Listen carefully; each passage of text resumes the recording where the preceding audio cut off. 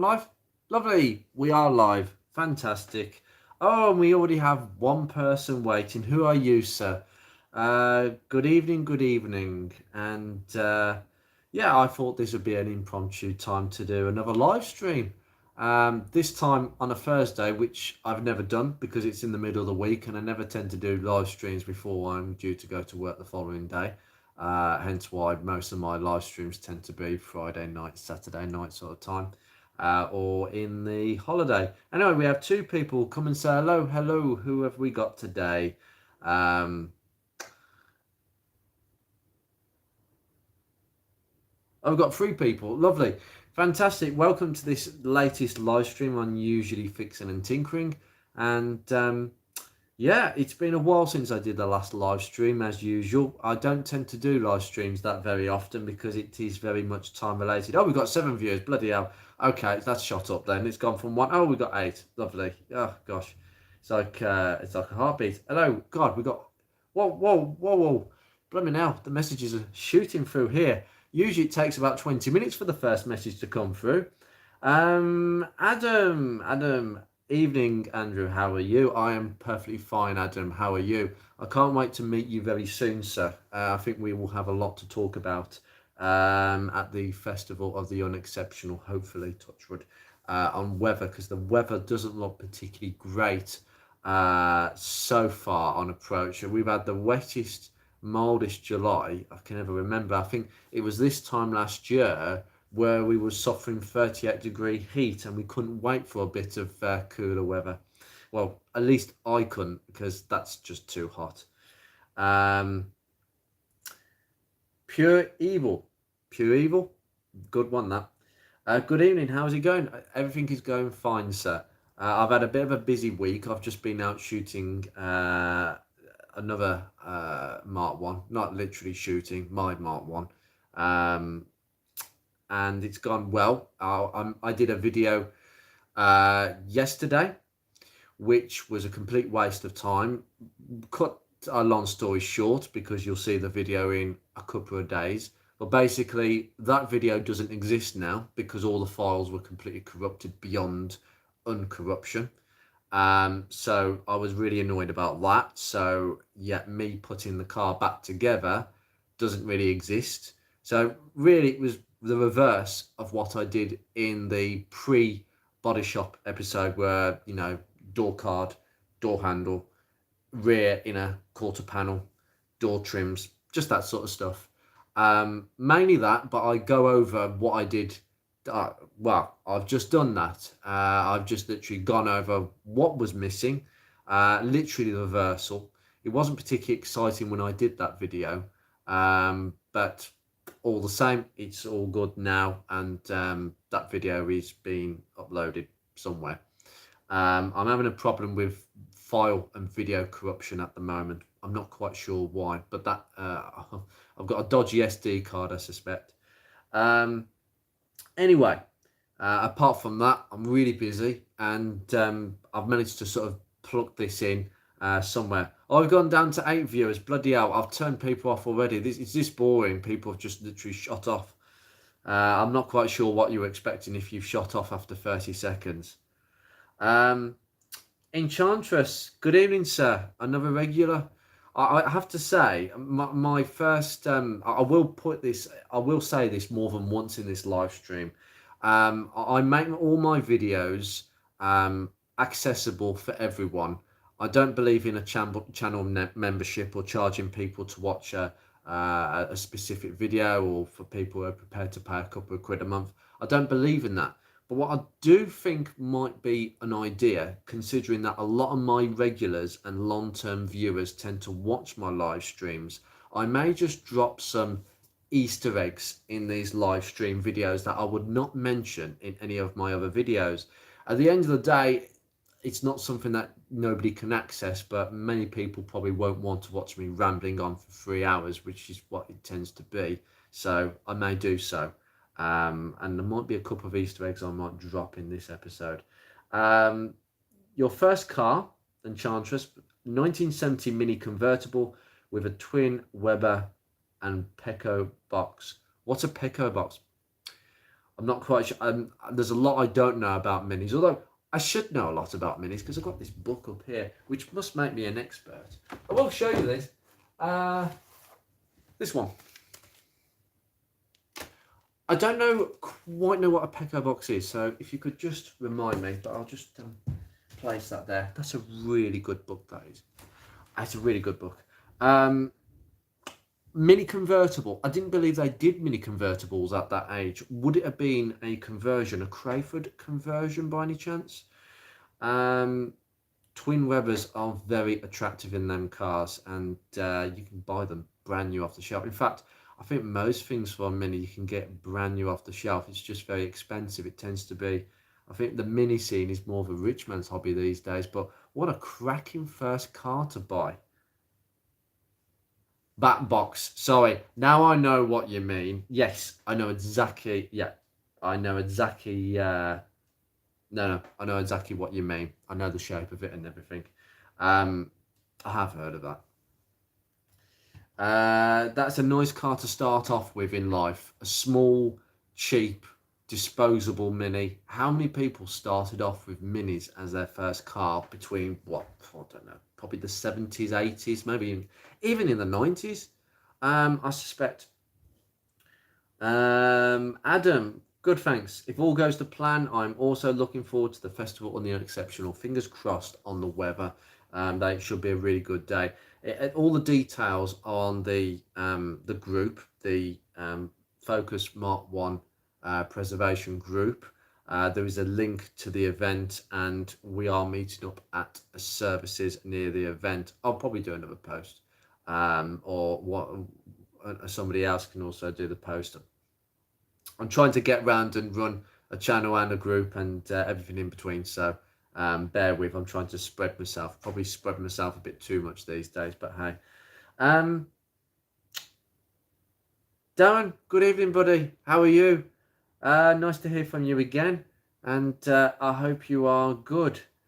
It was great catching up with you the other week. So that was a really good day, and I lost sight. I think you'd already gone by about 4 o'clock from what I saw. I think pretty much I was one of the last ones at Gaydon. So yeah, that was a cracking show. And the thing is, I've got to go again to Gaydon sometime in the summer just to go around all the exhibits and everything, particularly the collection centre, which I did have a peek at, and I'll be going in there very soon. Naturally, it's been done by many other YouTubers, but I can add my own insight.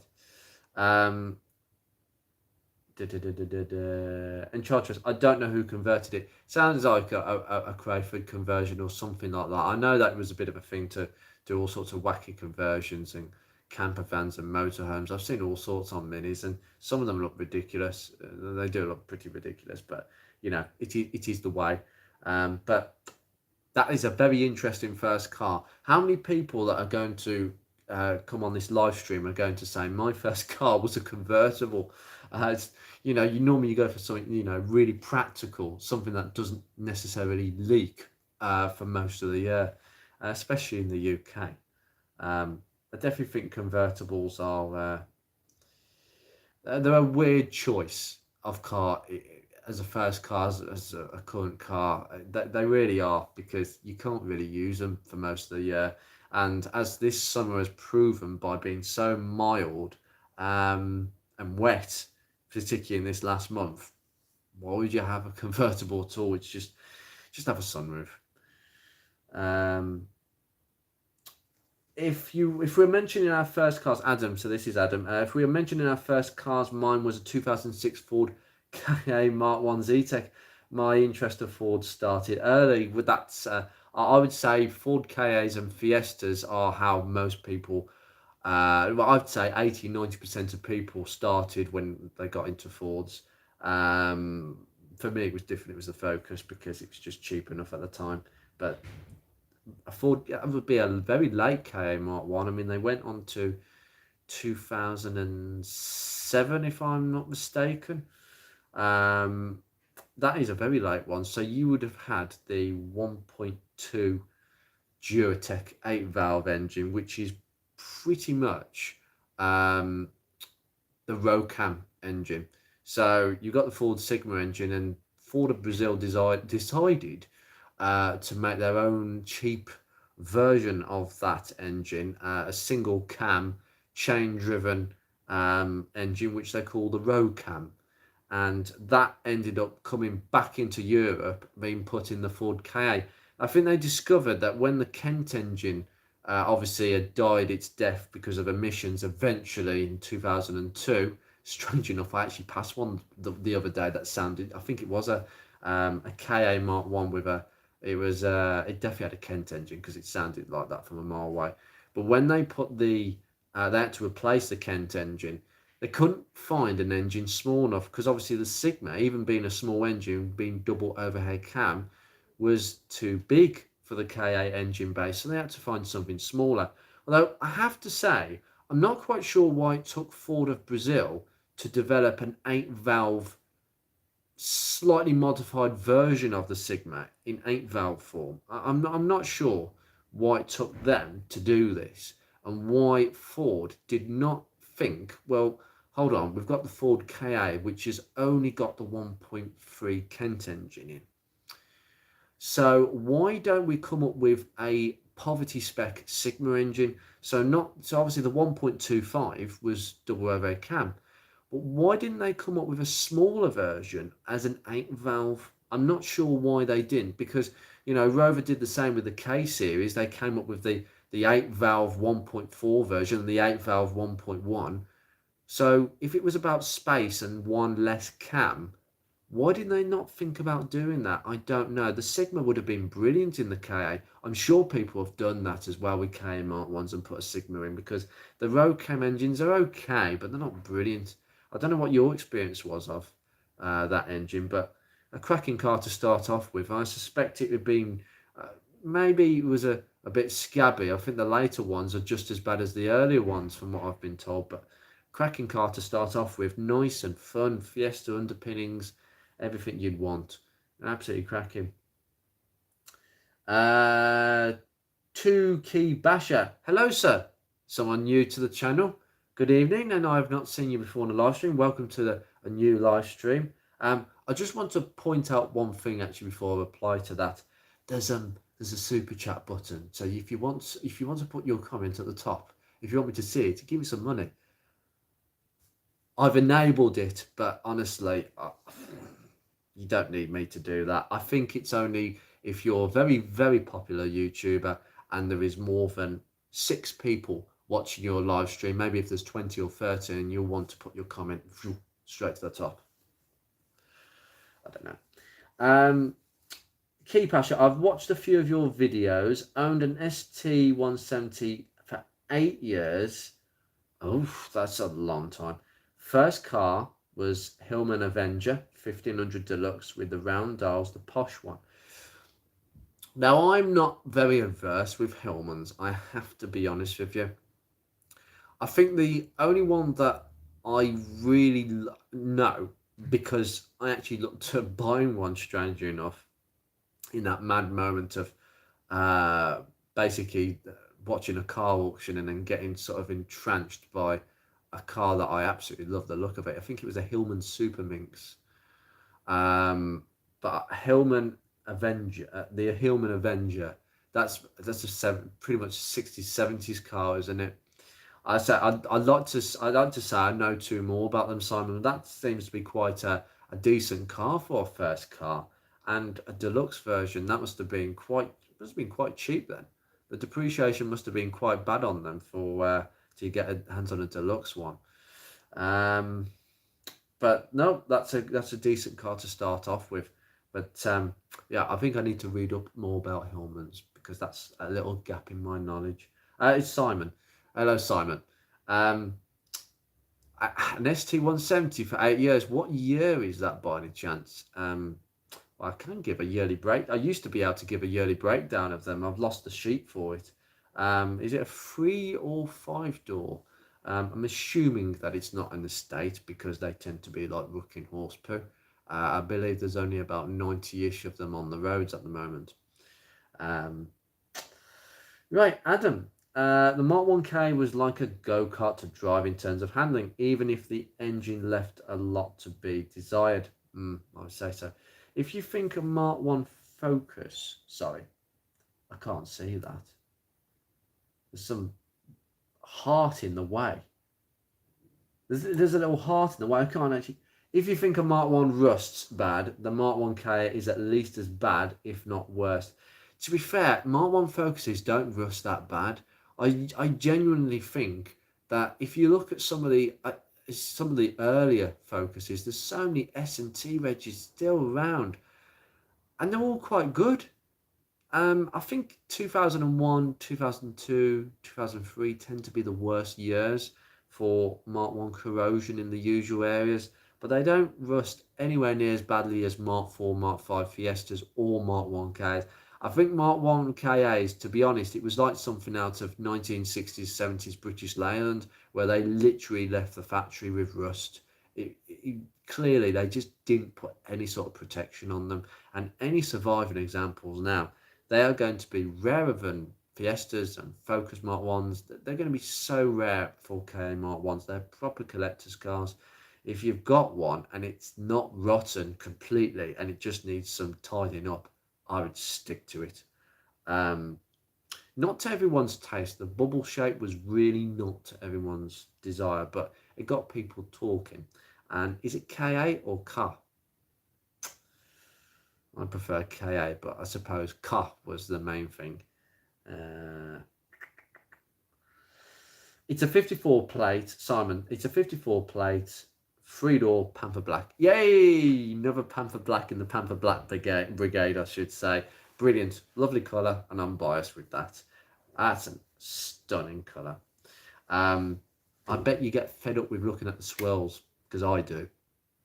I only have to look at the roof now these days for swirl marks, so I'm all good there. Spoilers about that one. Pure Evil. I'm going to keep saying Pure Evil. Is that the idea?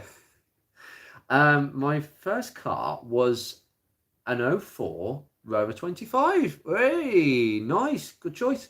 With the 1.4K series, the runt of the bunch, I should say. The restricted version. Oh, it was the 84 brake horsepower version, not the 101. Okay. That engine is what got me into cars. Brilliant. And I'm not surprised about that because they are utterly cracking engines. I'm so glad that I managed to get hold. I always wanted a Rover with a K series. It was just one of those engines that I had to buy. And the Sigma versus K series video that I've done, if you've watched that, that's a video that I've wanted to make as soon as I bought Beatrix. I knew that that was the comparison I wanted to make because both of them I exceptionally liked and similar in many ways, and just great engines. And that Sigma is what got me interested in engines, and the K series is just such a design classic in itself, and they sound unbelievably nice in just ordinary tune. I was going to say, actually, I'm surprised that, I mean, I wonder how long you had it, because a lot of people now, they get the unrestricted throttle body off just another 1.4K series and put it on, and you've tapped away 25 horse. The only reason they did that was for tax purposes. I think there was a lot of tax ban purposes, insurance bracket purposes, why they restricted them, so it brought them into a lower band. But it's very easy to swap them over, very easy indeed.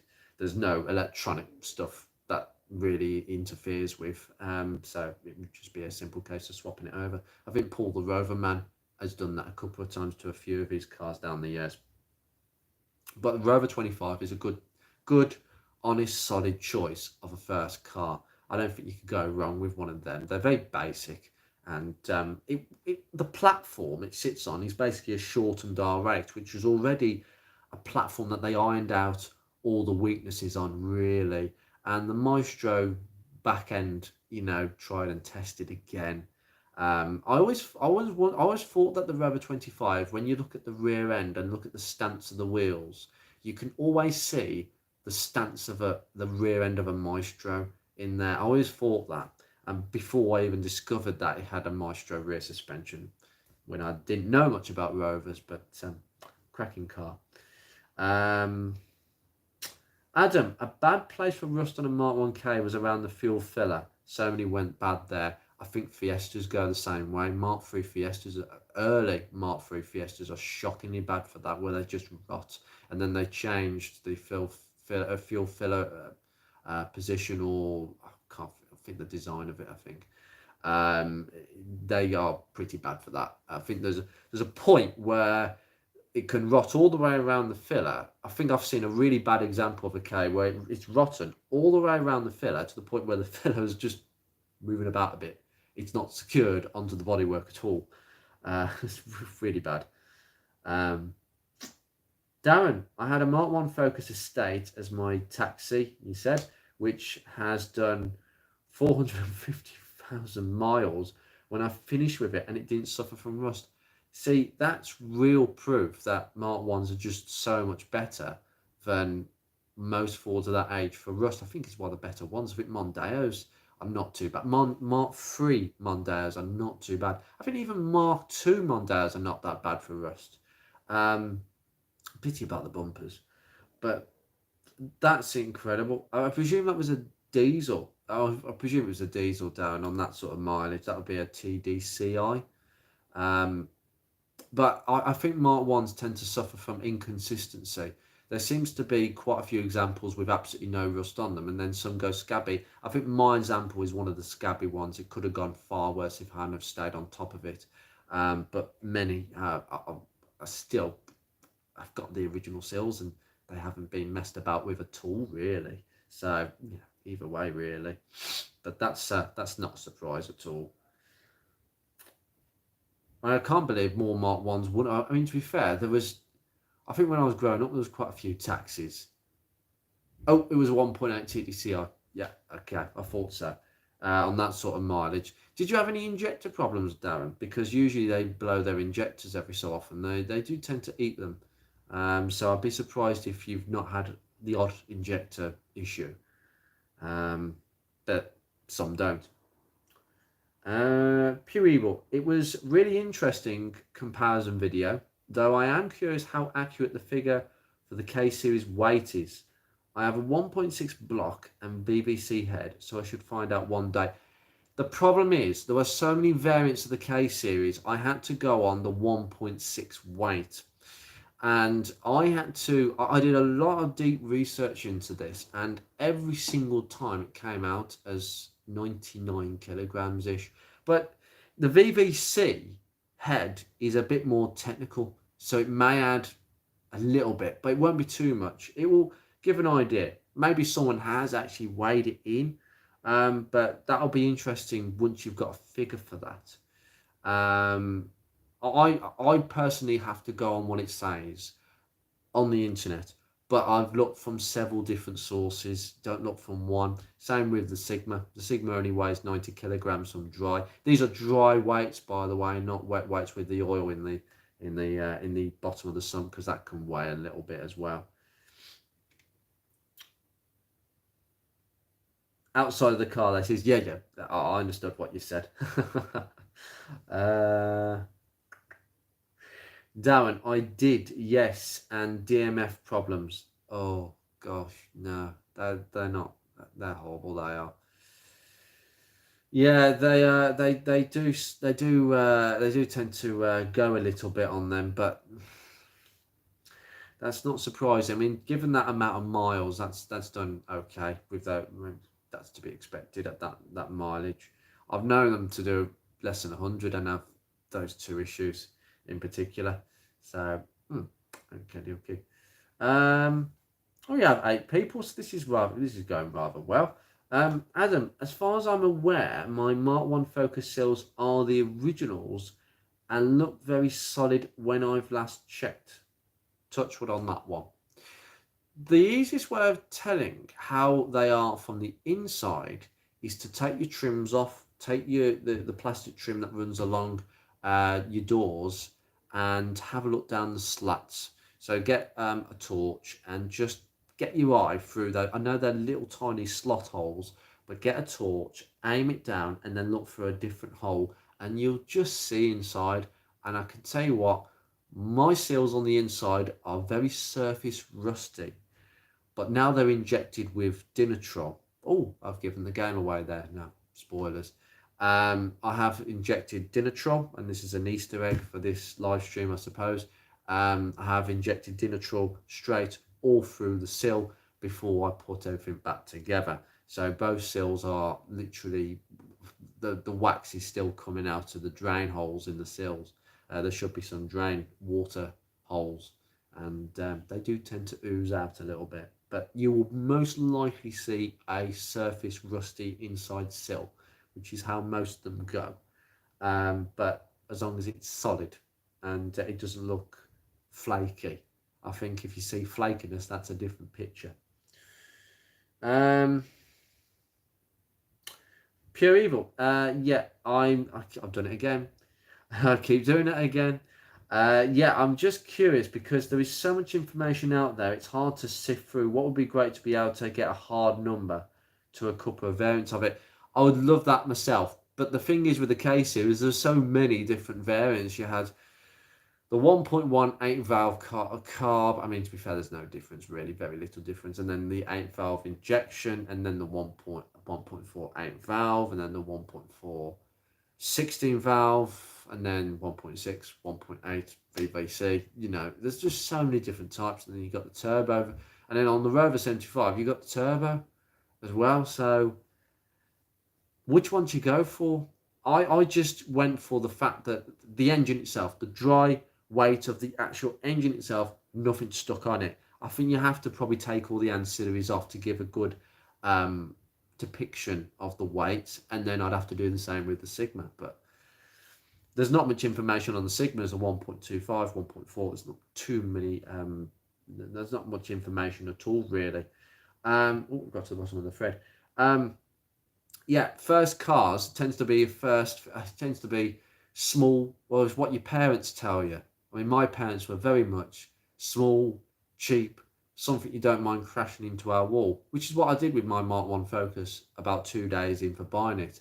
And I actually bought as good a car as I could afford with what was £2,000, and £2,000 bought me a very close to being 11-year-old Focus that had a bit of a checkered history, but I didn't know that, and the dealership certainly wouldn't have known that because I didn't.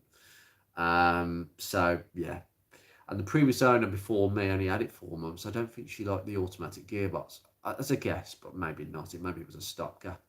But I thought it was I thought it was actually a bigger car than actually what I should have owned. I was looking at a range of cars. I wanted a Mini. I was going to buy a Mini Clubman as my first car, 1975 Mini Clubman. But it was like, my dad was like, it's too old, way too old. You need something younger. So when I looked at something younger, then I found a Rover 620. And I thought, that's going to be a thirsty car back then. But they were still dead cheap, and they were still in really good condition. That could have been quite interesting if I'd bought that car. That would have been an interesting buy. But as I've been told, that one was a 96 reg. And as I've been told by Martin, who may be watching this, I know Martin, I'm not putting any dressing gown on if you are watching this. He probably isn't because he might be on holiday. That's what anybody who, yeah, I think it was Martin who told me that the early pre-97 Rover 600s have the Honda ABS system, the ABS motor, which is basically filled with a gas, just like hydro gas is, and unfortunately the gas escapes, and then you get ABS warning lights, and there's no solution to this. You just have to buy a decent one and hope for the best luck, or have a friendly MOT tester. The pre-96, 97 models the post ones, sorry, have the Bosch one that is fitted to every 45 going in 25, I say. So it would have been possibly quite an expensive exercise long term. But when I bought the Mark 1, I bought it on the basis that I learned to I passed my driving test in a Mark III Focus, so I was familiar with the brand and the car. And I didn't know too much about cars back then, but I knew that the Focus was a familiar sight and it felt just the right car. And I couldn't have picked a better car, to be honest, because that's why I've still got it. Um, but interestingly, the dealership where I bought it, it was a dealership in the Black Country, and basically they had. I didn't notice this.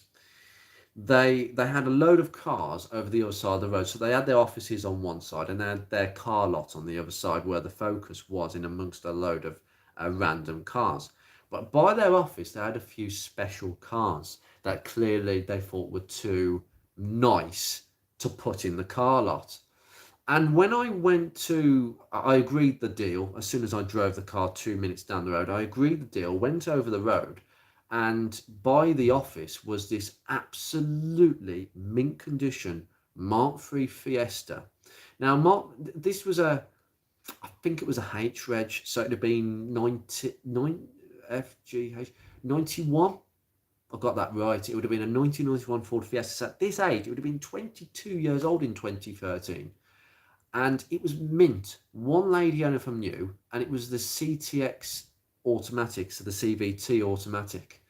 And that's a rare car these days. And that would have been quite a nice car.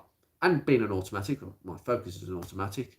I looked at that and thought, maybe I should have bought that one, because that would have been a much more interesting and smaller car, probably a cheaper car to run as well.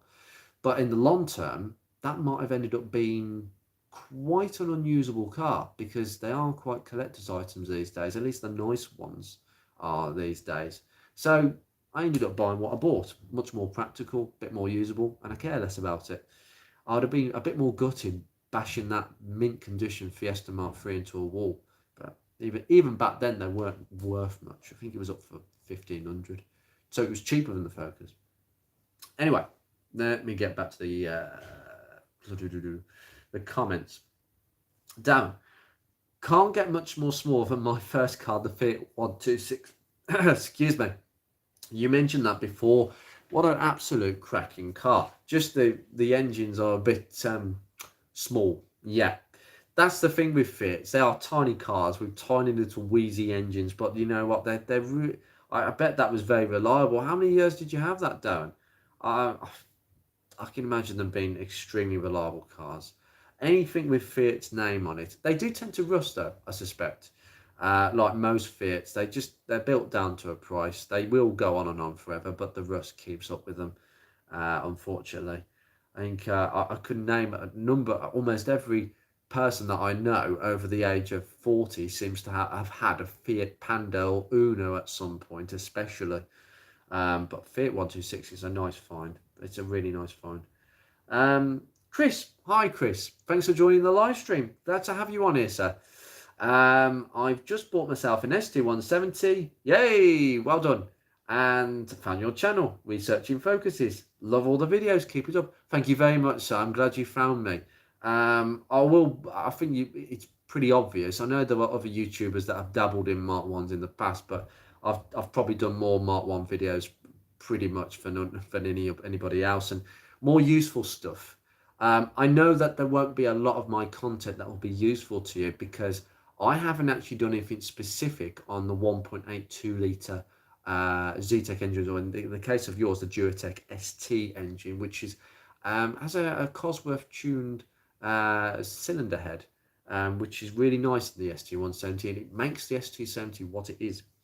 But you've bought a classic, because a modern classic, well, like they all are, but the ST170 being a fast Ford will accrue attention and value, because look at every other well, not necessarily the RS, but the XRs, the old XR cars back in the day, they accrued so much so much interest. Now it's untrue, and values. So it depends what you want to get out of it, but there are less than 2,000 of them left. So I advise to get a good one and stick to it, and I hope it's a good one. What configuration is it? A 3-door, 5-door? It's not in the state, is it?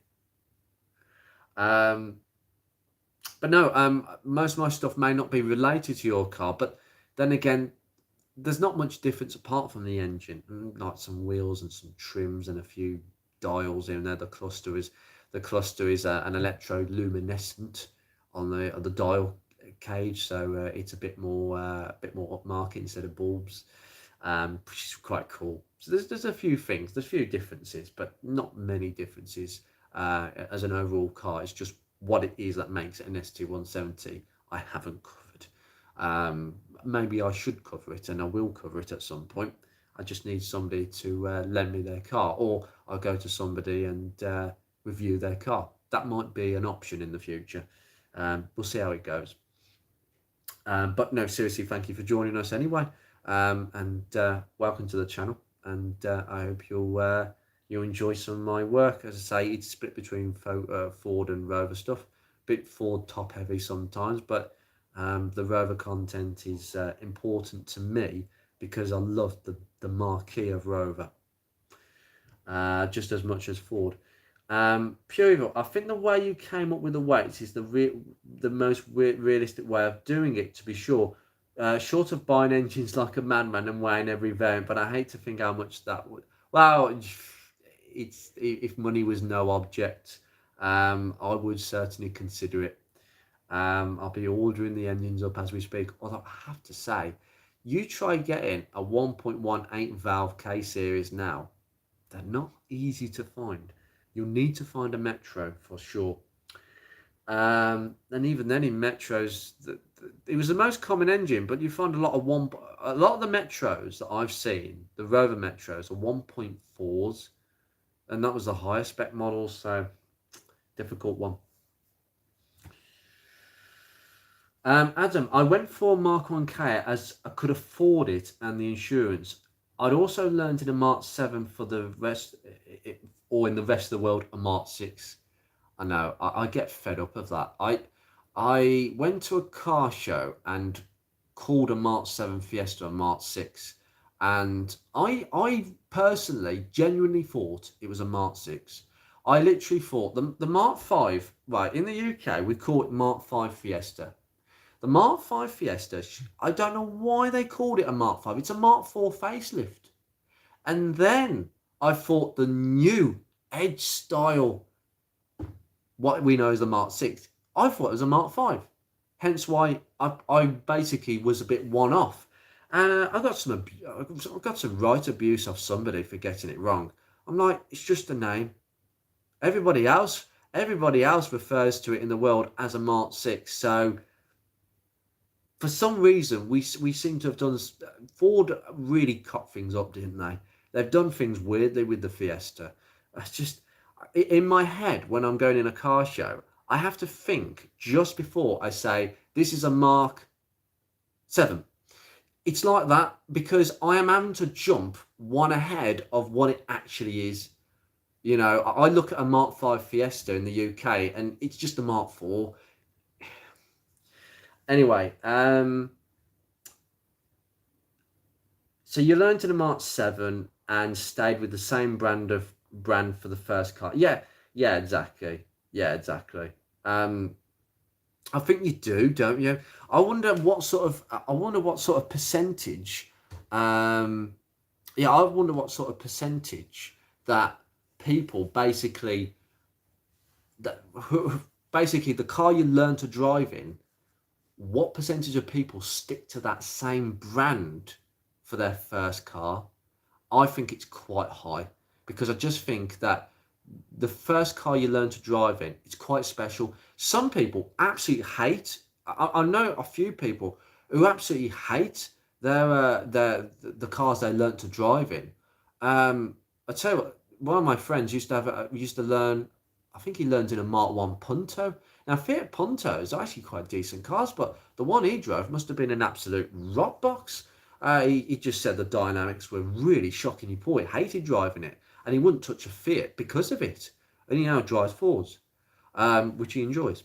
He hasn't got a Focus Mark 1, but still, there's examples where people absolutely hate the cars they used to learn, that they've learnt in, and the first car is something completely different that maybe people have showed them. Well, maybe it was just a rubbish car, but we tend to stick to something that we enjoy and we've enjoyed and feel comfortable with. And if you've passed your driving test in a Ford Fiesta, that's a happy memory. Everybody remembers the moment where they're told you've passed.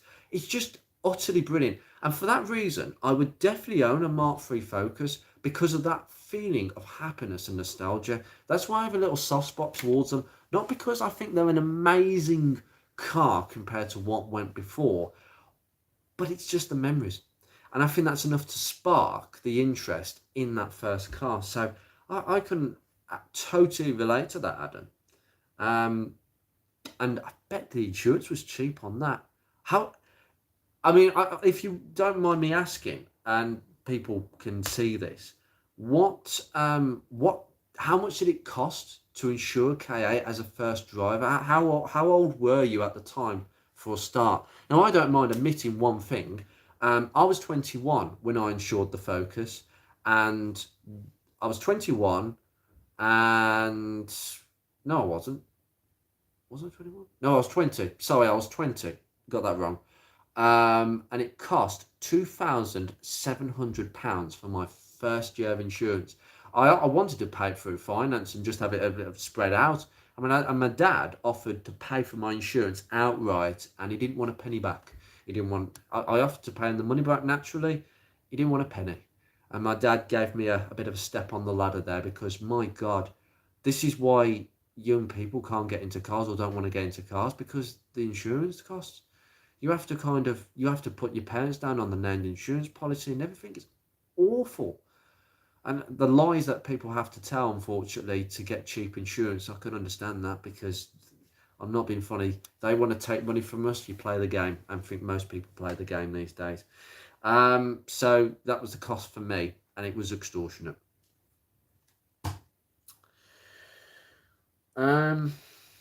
And I was going to say, actually, after 12 months, my insurance halved.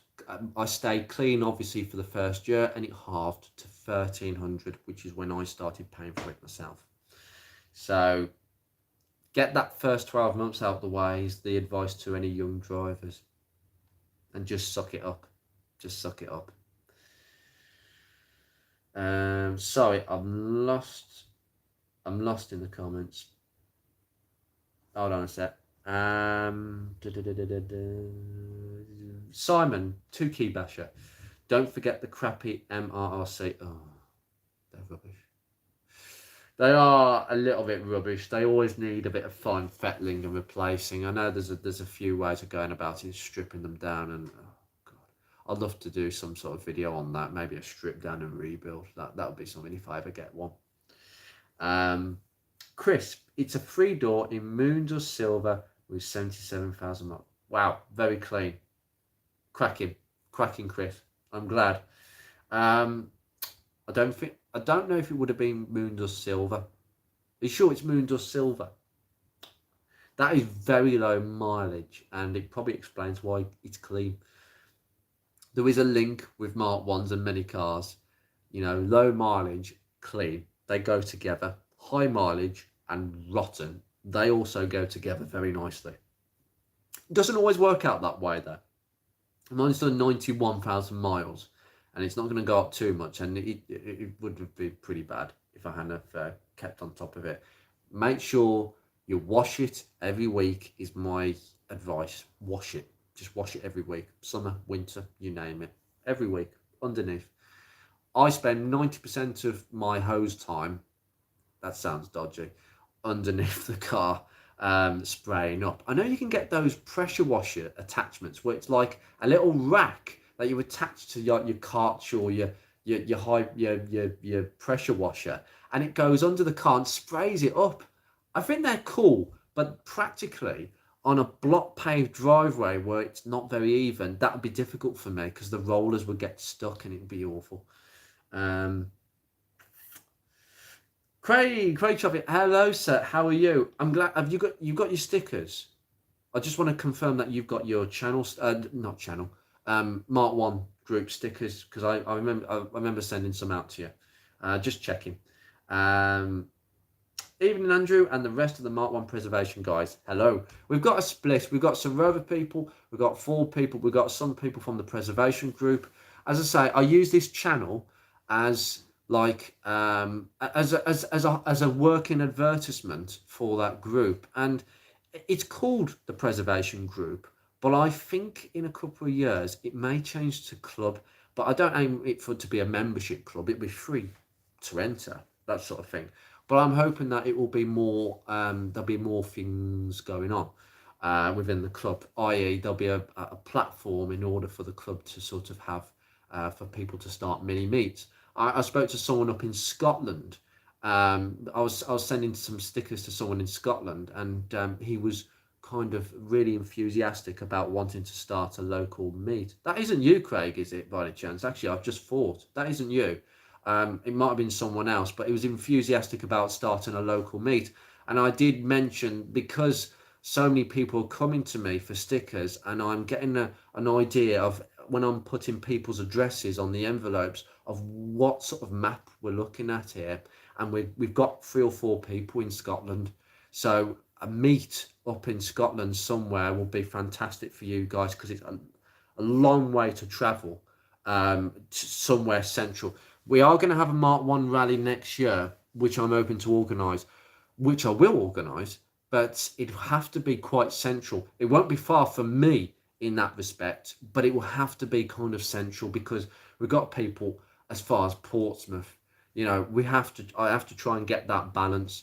I think the idea would be that we'd have a central rally to start off with, so hopefully as many people can come as possible, and then we'll probably have one deliberately further up north, and then one deliberately further down south, and maybe something towards Wales. You know what I mean? I want to try and get people involved, and it's finding a good venue. Sorry, I keep whacking the camera. I'm stretching my legs out. I've had one of them days. So yeah, it's going that way a little bit, and you know, at the end of the day, my channel is a bit weird in that sense. It's not me promoting my fleet of cars, and it's constantly trying to create a platform for myself. It's a platform for the group. Aztec, hello sir, how are you? I've just seen you, and I hope you're doing well. I'm annoyingly about 4 years away from having my first car yet. Oh, why is that? How old are you, by any chance? You're not 13, are you? What can you tell me your age? I'm sure people won't mind. Okay, I'm a bit. You're 14. Oh, good grief. I think you're the youngest person that watches me. To be fair, I mean, my videos go out to a lot of people. And I was looking at my age statistics the other day. And most of the people that watch me are between the ages of 30 and 50, which is kind of right. Because, to be honest with you, and I will say this, that's the age of people that grew up with Mark 1s predominantly. We're at that age where, I mean, the Focus was, I was 5 when the Focus first came out. So I've known the Focus since my young childhood. And it generally tends to be that bracket that have grown with them. Whereas anybody underneath would have only have known them as they were second-hand cars, and not when they were brand new back in the day. I remember when they were brand new, they looked like nothing else. They looked like space. If you got an early one in Moondust Silver, it looked like a space shuttle compared to the Escort. Absolutely phenomenal. Absolutely phenomenal. No car has ever come out with such pedigree. Can anybody recall a new car looking as good as that, and then creating such a stir coming out since the Focus? But anyway, I'm going off the subject a little bit, which is first cars. So you're going to have to be very patient, buddy. But you must be one of the youngest people that watch me. But I'm really glad to have you, and I'm pleased that I've found you, basically. I never pronounce it properly. I'll call you N. Hey guys, greetings from the Eastern Hemisphere. Greetings, and I hope you're okay, sir. Um,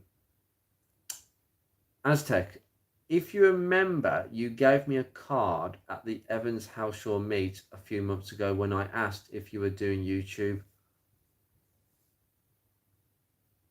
Oh my goodness me. I'm trying to remember your face now.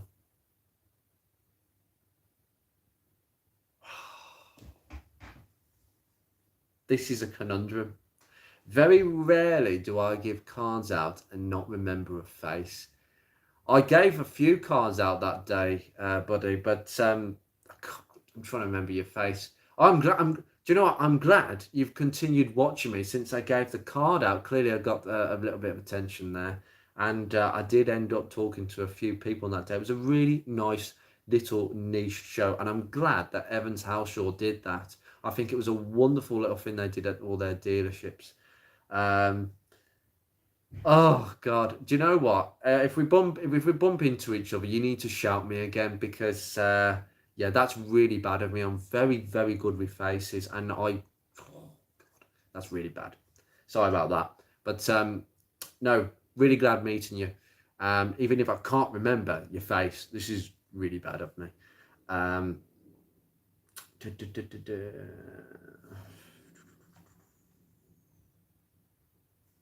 Oh, sorry, I've just jumped. This is no good. Where have we? Sorry, hold on. I've lost it. It's jumped the comments a little bit. Keep forwarding.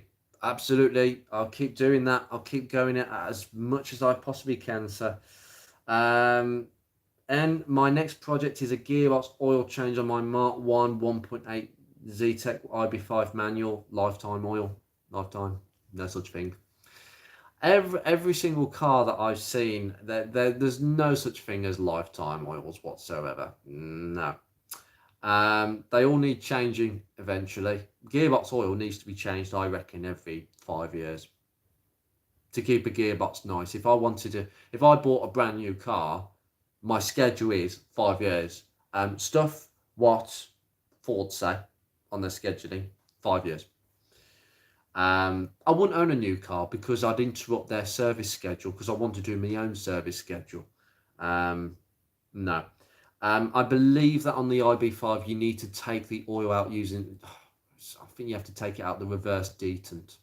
I believe that's how it's done because I've seen that happen on like how to change a clutch on the Mark 1 Focus. I've seen that a few times. I can't remember the channel, but he's a clutch specialist and he runs a YouTube channel showing people how to change clutches. He's brilliant and he's so strong. This fella, he can hold the gearboxes. No transmission jack. He will literally take the gearbox and move it to the side like it's nothing.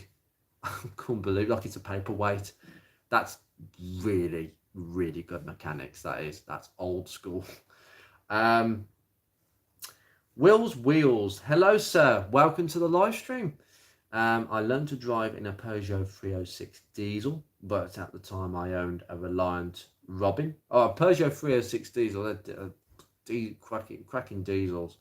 Not the most desirable cars, but they went on for quite a while. But at the time I owned a Reliant Robin. Oh my goodness, you didn't, did you? Have you got a deaf wand? I'm only joking. That I could drive on my full motorbike license, which is how most people buy one.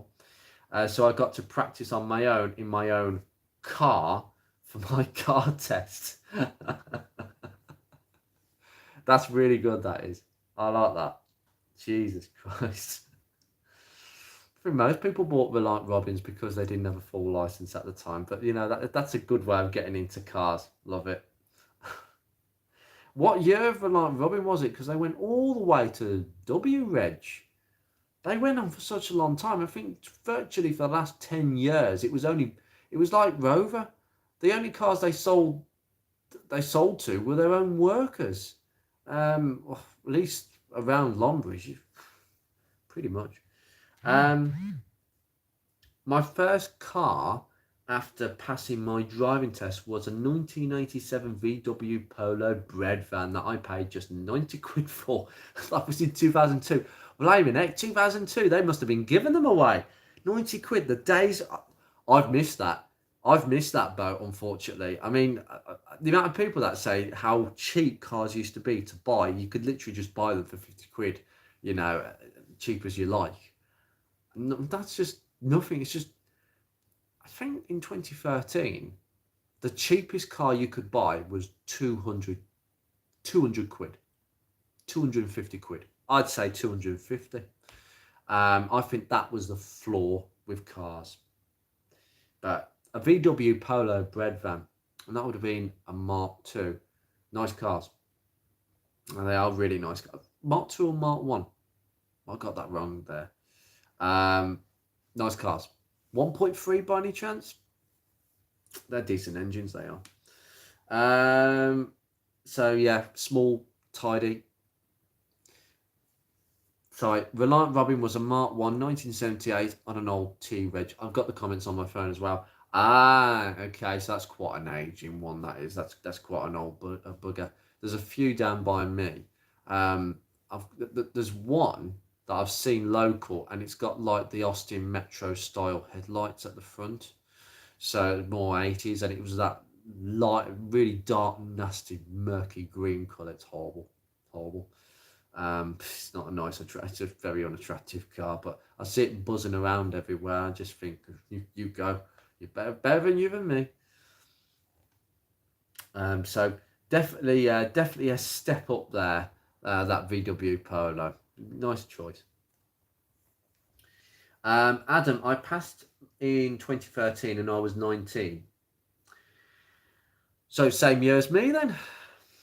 I think to buy a KA cost about £2,000, and I put my parents on the insurance and paid around 1,200ish for the insurance with low miles. Yeah, that's how I did it. I did it on a 3,000 low mile policy, where you had to give them your mileage at the start, at the end. I've got to say, my cars are all on low mileage policies because obviously I've got two cars. I spread the mileage a little bit, well, more one than the other, but both of them are on 3,000 mile low mile policies, and I'm never asked today to record my mileage. They used to back in the day. Some insurers insist that you record the mileage at the start of the insurance to make sure you're not going over 3,000. What was I going to say? Yeah, that sounds about right. I mean, £2,000 for a Ford KA. A 6-year-old KA, 7-year-old KA, 6-year-old KA in 2013. Yeah, that sounds about right to me. Although I dare say that is on the high, that's actually slightly on the higher side. That might just be me. But the insurance sounds about right. Mine's only had 2. Oof, good grief. Adam, same thing happened to me with insurance halving after the first year to about 700. Yeah, it generally does. Sorry, I'm losing the light a little bit. That's why my phone is looking a bit bright on the camera for some reason. Craig, yeah, I got my stickers the other week. Thanks. And that was me you were speaking to. Sorry, there you go. Your name is familiar. I thought so. Yeah, it does need to be on the cards, and we want to try and encompass as many people as possible. And I've got to be honest with you, I know I'd be very determined to do so. I'd have to book somewhere to stay, but a Mark 1 meetup in Scotland, I would be all for that if I wanted to make a couple of days of it, if the weather was good, or at least relatively in the summer, to plan a Mark 1 meetup north, if there are enough people that want to come to it, so I can actually get up there myself. So I definitely think that'll be on the cards in the long term. Sorry, I'm going down it. Aztec, I have an interest in Mark 1s. Good. It's a good car to own. Hold on, if you're 14, I'm trying to work out this now in context. Sorry, I'm gonna make everybody feel a bit ancient here, buddy. So bear with. I'm dreadful in maths. 2000. So you were born 4 years after the Mark One finished production. I'm making everyone feel ancient here. By the way, I should stop talking about ages. It's not age; it's your attitude that matters. And if you're interested in Mark Ones, go for it. If you've got 4 years, I'm pretty sure that you're one of these. You're going to be getting your license as soon as you can. So passing your driving test. It's a long step, and it's a brilliant learning curve, and you're going to probably drive a very modern car for your driving lessons, unless you're, I don't know, you've got a member of the family who's willing to teach you. I assume that will be the case anyway. Um, yeah, you'll be able to pass quite quickly. I hope. Fingers crossed on that one. The best drivers always pass on the third time, they say. So because I passed on the first time, clearly I'm not the best of drivers.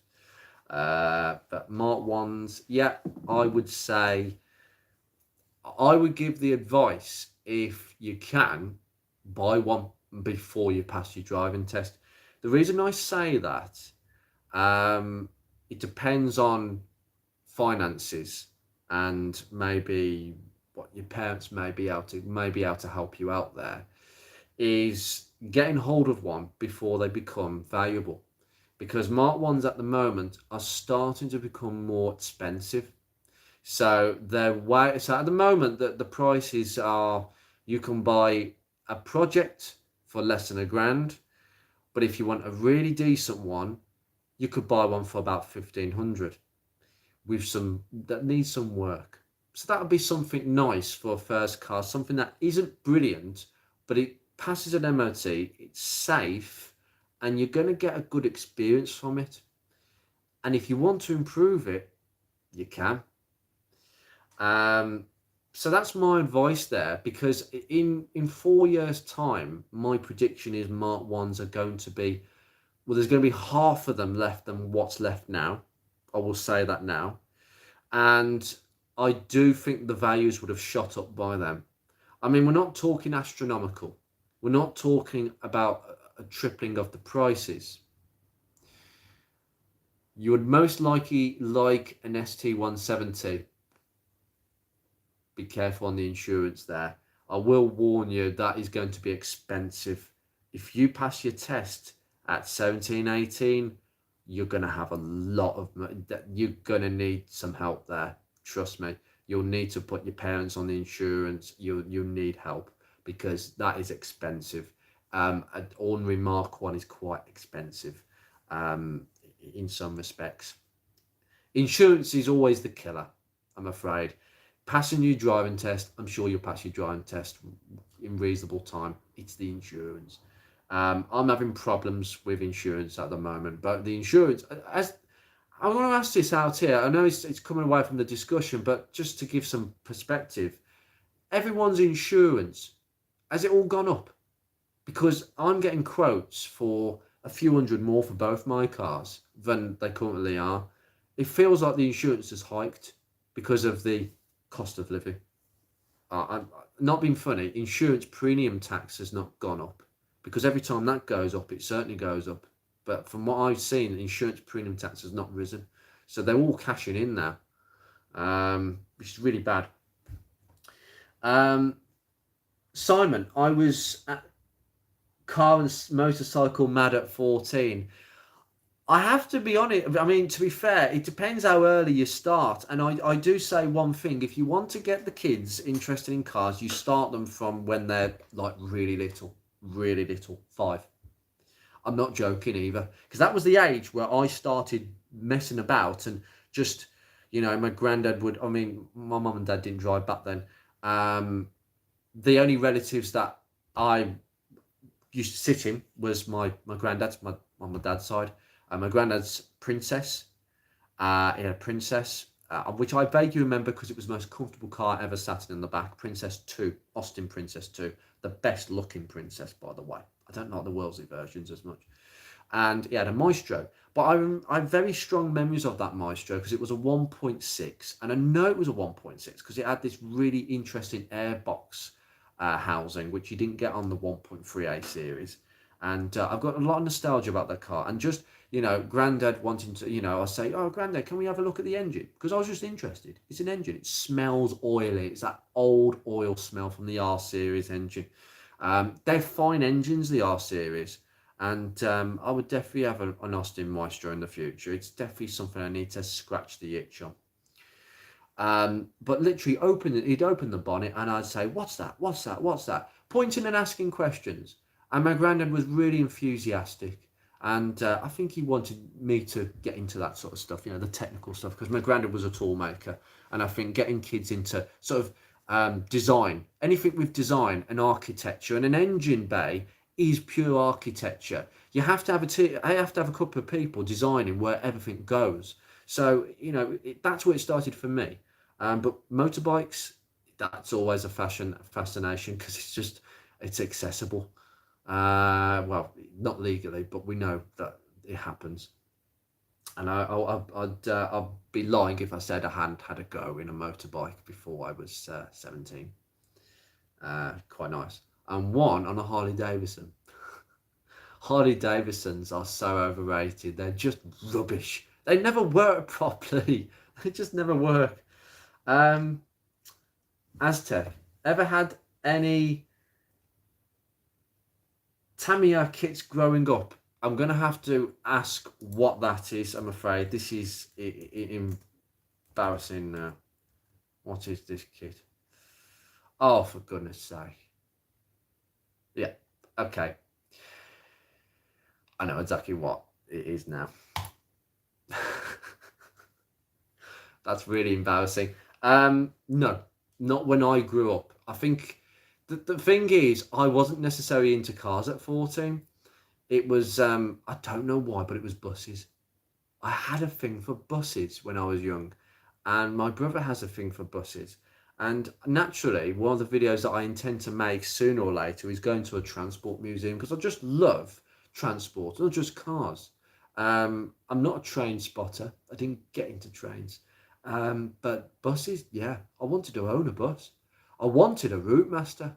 My dream is to own a Route Master. I'd have nowhere to freaking store it. I need to find somebody on a farm with a big barn that they're willing to rent a space for. And I need a good load of money to buy one. But I'd just buy one. I just want to own a Route Master. That's my dream. That is one of the dreams I have actually in my life. So I've got to hold on to that a little bit. Something completely different from cars. I only got into cars when I started to get to the age where I started my driving lessons. And then I started to enjoy the experience of driving a car. And then I started wanting to find out more about cars. Naturally, in my young years, Princess, Maestro, my auntie's Metro Studio 2. What was a shite car that was. It was rotten.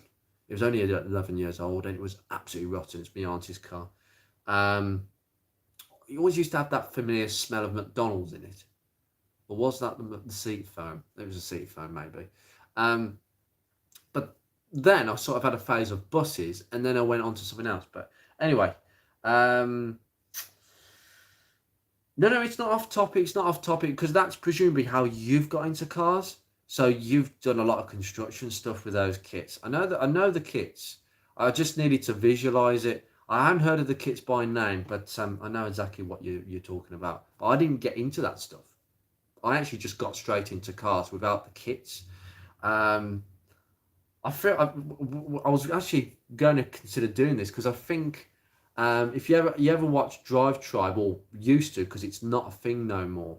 I used to get into a lot of the Lego Technic stuff, and years ago, me and my best mate thought of an idea where we could actually have like a competition. Obviously, we need a third person just to be the referee, but we'd have a competition exactly like Hammond and May did, where they actually had a drinking game where they actually they had to construct the same Lego Technic racing car model. It has to be the same one for a fair game, and you'd have some drink, whether it's whiskey, gin, more or less. It'd be gin for me, mainly gin.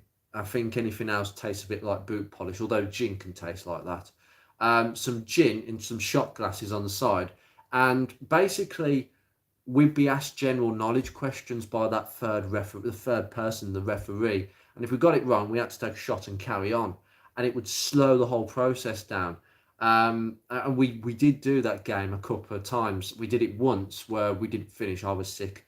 We got halfway through it. And then the second time, I lost again, but I wasn't sick. But we were awful. We had the worst hangover. You know, we had the whole fairground thing.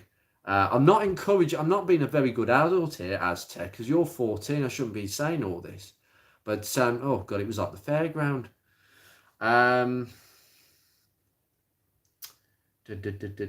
You're very, I'd tell you what, you're very mature for your age. You come across as very mature, buddy.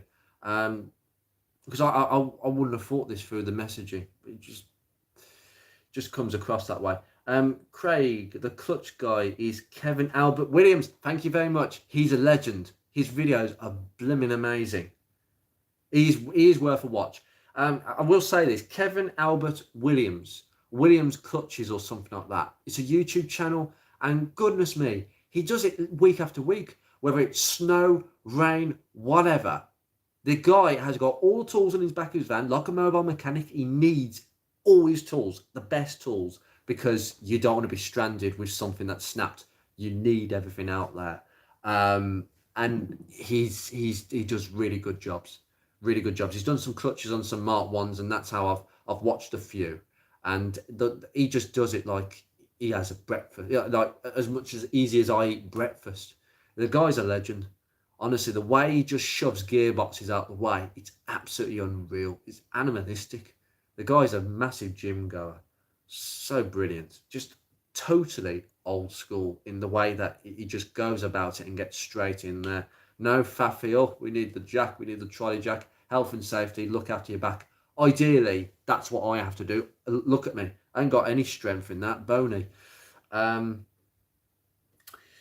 Black Lines. Hello, sir. I had a 1950cc Fiesta Mark II, 4-speed in red, pink-ish, so it faded a bit, that I purchased for £250 and insured for £1,600. Ran for days on £3 of 4-star petrol. The days of 4-star petrol. Wow. That was 98 octane, if I'm right in thinking. Far higher than the standard stuff now. Probably, well, 4-star petrol is equivalent to kind of super unleaded today. 5-star petrol, 101 octane. Wow. Ooh, amazing stuff.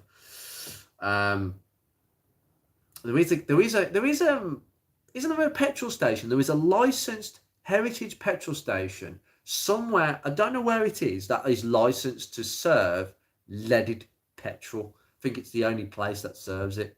I can't remember where it is. Yeah, that's a good choice. Mark, how many people? First car, Ford Fiesta.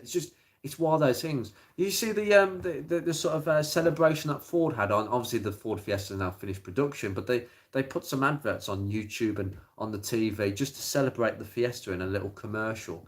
And the one thing that struck out was I'd say that you say it's not a fast car, it's not a speedy car, it's not a flashy car, but it does the job.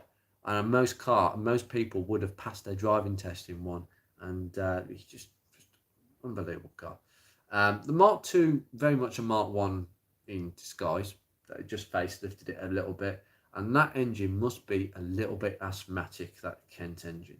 And a 4-speed, that is poverty spec in its glory. Did you ever get it on the motorway by any chance? Because that must have been some stressful journey. Wheels, the Reliant Robin. Oh, sorry, I've repeated myself there. VW Polo. Oh, no, sorry, I've lost it again. Apologies. Right, Wheels. VW Polo was D-Reg 1.3 CL in metallic green. I thought it was a 1.3 metallic green. Was it kind of a palish green by any chance? I think that's I've got a colour in my head. It's like a pale green colour. Might be wrong about that. Nice. 1987 D-Reg. Nice. I've only seen one locally by me. Very rare. I think it was a 1985 example, bread van. and every time I pass it, it smells of petrol. I feel like leaving a note saying, "Do you know it smells of petrol? This needs looking at. He's got a fuel leak." And on a car like that, that's fatal. Oh, Alex, hello, hello, buddy. How are you? Alex Loveday. I had a Mark 1 Focus for my first car. Yeah, same here, same here. Joined the club, so winner, winner. I think a Mark 1 Focus is at the top of the tree. I mean, I would argue that a Mark 1 Fiesta is more Mark 1 Fiesta. A Ford Fiesta is much more appropriate as a first car, smaller, bit more. I wouldn't say they're disposable, but I'd say there's more often more cheaper to insure, and then a Focus later on. So I don't know. It's still a good size of car. Simon. Then they made the Rialto Mark II Robin.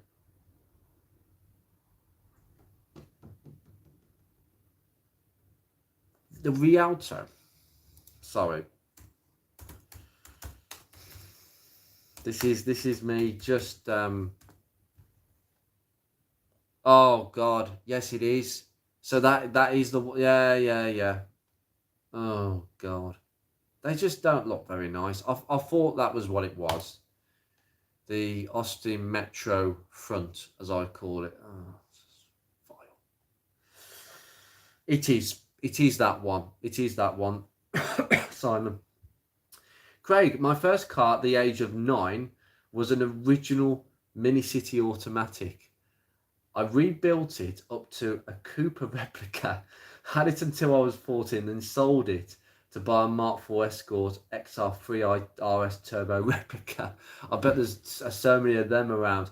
My God, a Mini City automatic with the 4-speed AP. I tell you what, I'm assuming you drove it off-road quite a lot. Was it on a farm? Was it on farmland off-road? That's actually a nice little car. I think if there was a car for someone that age that I'd want to, like, do you want to drive a little car? I think it would be a Mini, and obviously it would have to be the automatic version just to experience the forward motion of a car and steering a car. Yeah, I like that. That's a really cute thing. Rebuilding it to a Cooper replica. I've never heard of a Cooper automatic, but there might be one. Well, actually, saying that, the Japanese versions, the Japanese 90s Minis, most of them were exported. They all had air conditioning, and they were all automatic, regardless of if it was a normal Mini or a Mini Cooper. So you could buy a Mini Cooper automatic with aircon. Ooh. Aztec, most likely sorry, I've repeated myself. Although a dream come true would be to have a Focus RS Mark 1. I think carefully about that. I mean, look, it's your dream, and I can't knock people's dreams because everybody has different dreams when it comes to cars. Although, I have a dream of owning a Routemaster, and most people would think, oh. How highly practical would that be to own a bus when I can drive, obviously you can drive a bus, but you can only have up to about 7 passengers. The only thing I would say about the RS Mark 1, it's not me knocking it, but it's not actually a Mark 1. It's actually a Tickford car, a car that was made by Tickford, that basically they had to present that car to the Ford management to say, look, this is what we've produced. We told you we were going to produce something like this and it was possible. Look at it. And the Ford management agreed it was a very good car and they put it into production. So the RS Mark 1 is nothing to do with the WRC Colin McRae. Nothing to do with it. It's not a homologulated 2000 model where they had to make 2000 models for it to be viable in World Rally Championship stuff. It has to be really to be homologulated in that respect. But it's not a Mark 1. It didn't start life as a Mark 1, but it is a Mark 1, if you know what I mean. So for me, it's not a pure Mark 1, but it is a very, very well designed car. I think they're going to be like the values are going to shoot up with them a lot. I don't think they're regarded pretty as well as the cars that have come before, but I think they're amazing for what you get. I just think with RS Mark 1s is I'd have to drive one to be sure of what I'm going to say now. But I think it's one of them cars where it's never meet your heroes and they're never quite as good as what you might imagine. I could be wrong. I need to drive one first before I can confirm that. Adam, my insurance not due yet till later in the year, but we'll keep an eye on it. As I say, I'm going to do another live stream, so I'll keep coming back to this insurance thing. Simon, 2 key basher, my insurance has increased 20%. That sounds about right, actually. Mine's gone up by roughly that sort of. So that seems to be a ballpoint figure. You just have to fight and try and switch, but I think they've all gone up. So it's the best case of just sticking with the cheapest as much as possible. Alex, mine's gone up. I'll tell you what, some advice here about insurance. I mean, I've got to be honest with you. There's some things you can tweak. Look at your job description and see if you can tweak your job description, because you'd be fairly surprised. I think Martin Lewis, money saving expert on car insurance, they have a little checker where you can type your profession in and they can show you how expensive that profession is compared to other names of the same sort of job description type. So just consider that, because that might be an idea to get the. You're not lying. You're changing the job title, and that's really all it is. Alex, mine's gone up on both. It's not good. It's not good. Aztec, my dad used to tell me they were really popular and everybody wanted them growing up in the 80s and 90s. Would that be Mark 1s? Or would that be Fords in general? Which cars? Just, 80s, 90s won't be. Well, 90s, late 90s would be Mark 1. Yeah, let us know what that is. Is that... Oh, sorry. The I got that wrong. The Tamiya's. I think they were. I think most. There was a few other rival makes that would have been popular, but then it's before my time, before your time, before my time. So I haven't got as much to say about that. But I suspect that back in the day they would have been quite. It was a step up. I think it was a step up from Meccano, just like that. Have a look. Sorry, I'm lost again. Excuse me. My first insurance, Wills. My first insurance on a car was £600 on a Polo bread van. It was third party only. My insurance has come down in 21 years. I've been driving. I have a 2002 45. Oh, it was third party. I think I was tempted the first year, but I do think that you're leaving yourself so open with third party insurance. I have a 2002 Rover 45 now, and the insurance is 378 comp. My 45 CVT is about 520, 30-year-old ish. I am going to. Oh God, it's gone dark, Otherson. The screen is glaring in my face a little bit. Aztec, they were really good as it teaches you about prof shafts, drive shafts, and diffs. And although they are really annoying when they break, oh God, that is actually the way everything pops together. It's much better than I think most people have seen the Haynes how to make a combustion engine. They're quite cool. I've never actually bought one for myself, but that would be quite a nice Christmas gift if someone was to buy me that. I'd certainly construct one. You got the 4-cylinder and the V8. They're quite good for learning how an engine works, but this works in the same way. Like you got all your gears in it, all individual cogs and all that. So no, it's how you learn how it's put together, and I quite like that. Anything that teaches you that sort of stuff in a practical way, it's really cool. It's really cool. That's how most people get into this sort of stuff.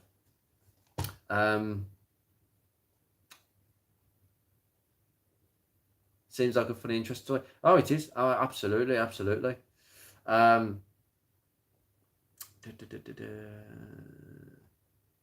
you. I passed my Black Lines. I passed my test in a Citroen AX diesel. Oh, they're nice little cars they are. I can't remember the last time I saw one of them, but the diesels. Did they used to share their diesels at that stage with Peugeot? Or am I wrong about that? It wasn't a Peugeot UXD diesel. I'm going to stop this right here because we're losing light. I need to put the light on, shut my damn curtains, and I need a drink. 1 minute. Just chill. I wish I could put some soothing music on, but I can't. 1 minute.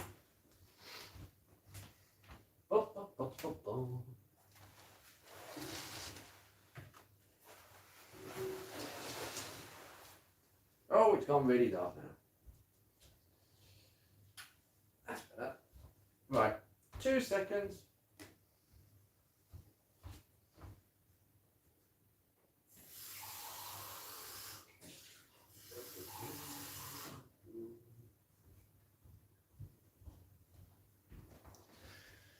Okay, right, that is a lot better.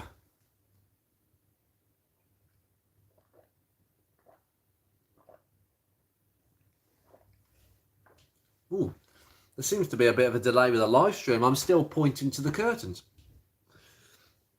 Right, Period. I did learn to drive in a Ford Fiesta.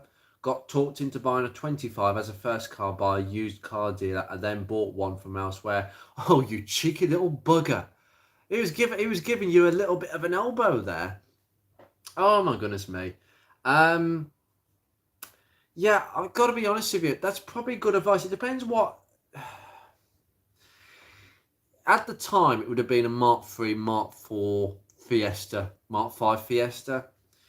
I say a Rover 25 would have been a better deal than a Fiesta, even though it was a bigger car than a Fiesta, only slightly. But it was way more sophisticated, I'll put it that way, in quite a few ways. A little bit more classy. And the driving dynamics are fine, absolutely fine. I wouldn't say there was much between the two cars whatsoever, but I think the Rover just had a little bit more class. And as long as, you just ignore the sort of head gasket thing, you didn't really need to worry too much. But then again, it could have been a used car dealer wanting to shift one on because he couldn't sell it because the head gasket might go. It might have been that old thing about Rovers where used car dealers would just point customers they feel that were a little bit lacking in knowledge in cars towards Rovers because, oh, this Rover, it oozes the class, doesn't it? Look at the leather seats. Just ignore the head gasket. Because they wanted to shift them on, they couldn't shift them on. Whereas Ford Fiestas would go like hot cakes in comparison because there wasn't any such issues apart from rust. Aztec, I don't really understand why the Focus RS Mark 1 is 5 gears, but the ST170, which was cheaper, is 6 gears. No, I need to read more into that, but they should have really had a 6 gear, to be honest with you. I do think that the only thing I would say is the ST170 gearbox, the Getrag gearbox. It isn't a brilliant gearbox, to be honest. I always felt that when I owned my own ST170, just briefly for a few months, the gear ratios are too close together. They need to be more spread out. There wasn't really any room for decent progress, I thought. I'd have to really rev it, and then you sort of go to the next gear, and it's like, oh, is that it? It's like the ratio needed to be a little bit more further forwards than what it was. So maybe the ratio is a bit better. I don't know what gearbox they used in the RS Mark 1. Maybe somebody could say. I know they used a Quaff diff in them, which is nice. Very nice. The best, I would say. Black Lines. The Fiesta, it struggled up hills. I had to drop it to second. I'm not surprised. I really am not surprised. Aztec, you would guess that a higher performance car would have better components. You would, but don't be surprised by the lack of build quality in some cases. Mark 1 RSs have always been collector's cars. They've never been driven like an ordinary Mark 1 will be driven. But if they were, and if they accumulated the sort of mileages that Mark 1s usually accumulate, you might find that things might start to fall apart and be a bit more expensive. And that's what I'm just going on what other people have said there, because my own knowledge is fairly limited about the car. So I might be wrong, and RS owners are probably going to say that I'm a little bit off with what I'm saying. But I do think that it wasn't an astounding car when it came out. It could have been better. Jeremy Clarkson certainly wasn't very praising of it when he did a review on it on Top Gear. Yet the Mark 1 Focus, when it came out in '98 and he did that review for Top Gear that most of us have seen, he couldn't say anything negative. Everything was positive.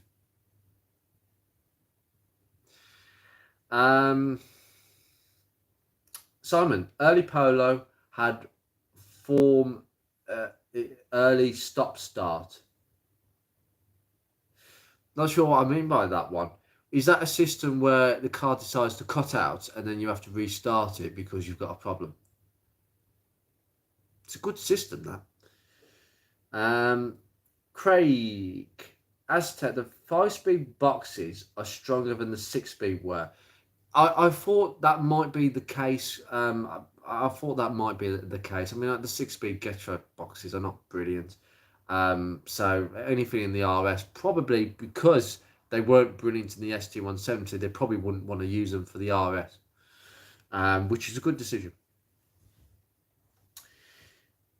Yeah, I would definitely say it needs a 6th gear, but I'm sure they also came with Brembos, that's correct, and an AP Racing clutch, correct, and bespoke OZs, correct, and they are unique. There's no car with OZs like that.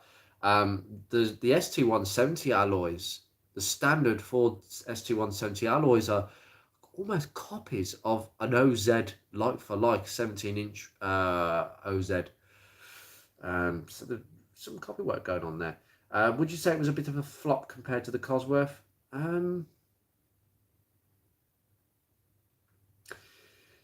Tricky to say about that one, because the Cosworth died a death with the RS and the XR, because insurance, like we've just been saying, insurance went hot in the early 90s, and you had insurance bans and all that came out, and then people couldn't insure them, couldn't run them, so people stopped buying them, and then Ford decided to just kill that off.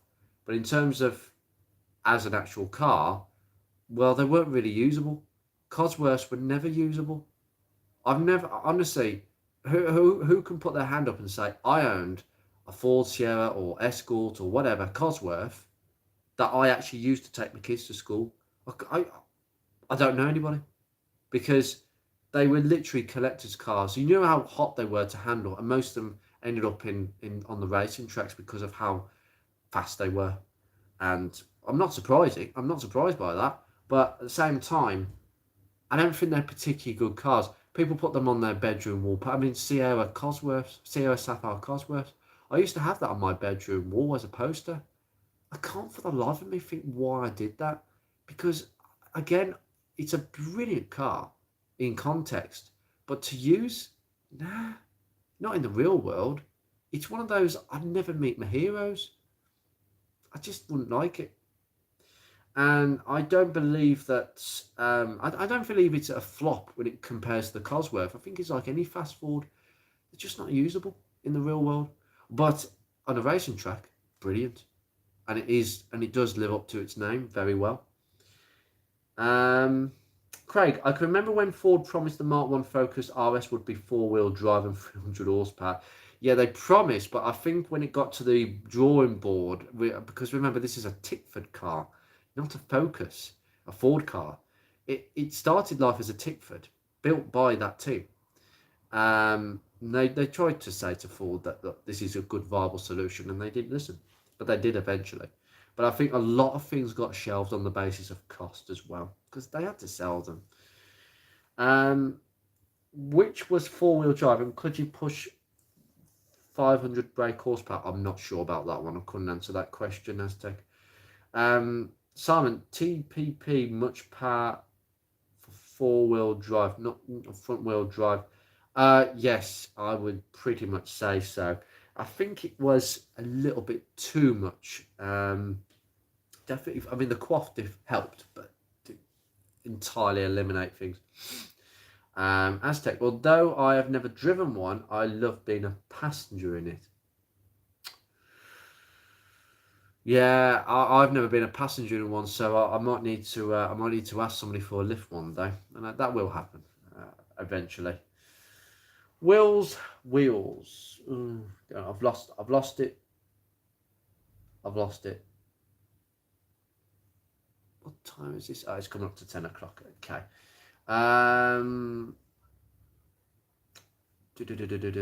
Wheels. I remember the Mark 1 Focus as a new car, and they were a very popular car. I quite like the saloon and the estate versions. The saloons seem to have all vanished. They are around, I can assure you. The estate ones, I'm not keen on the estates. I think the reverse lights make me think of the reverse lights on a VW Polo for some reason. Mark 2.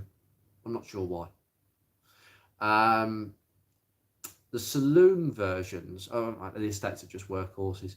I do honestly think that there's one thing in the group that I haven't seen much of. It's the estates. They're workhorses, and I just think they're not really appealing compared to any other version. So someone will restore one, and it'll be a very rare car because just the hatches are the ones to go for, really. The saloon cars are an oddity, and I would like a saloon because I quite like them.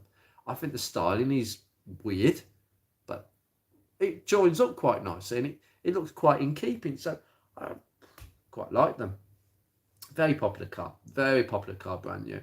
Aztec, it does put you back in your seat. I can imagine it does. I bet the sense of gravity catches you out a little bit. It's been a while since I've been in somebody's car. Actually, it was in an ST170. That was the last time my neck got thrusted into the headrest with my mate putting the gas on as such. And he's a rally driver, so he knows how to drive. Yeah, I agree, but I think the stock with 221 brake horsepower would be fine. Yeah, I'd say so. But who has an RS and doesn't modify it?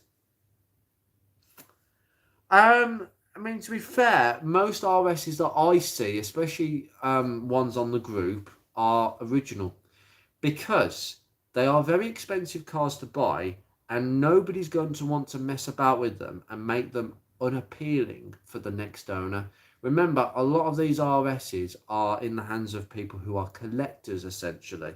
It is a collector's car, and that's a different ball game. It means that you really can't mess with them. If you mess with it, you're basically sticking a label on your car saying, I never intend to sell this. This car is going to my grave, because that's where it's going.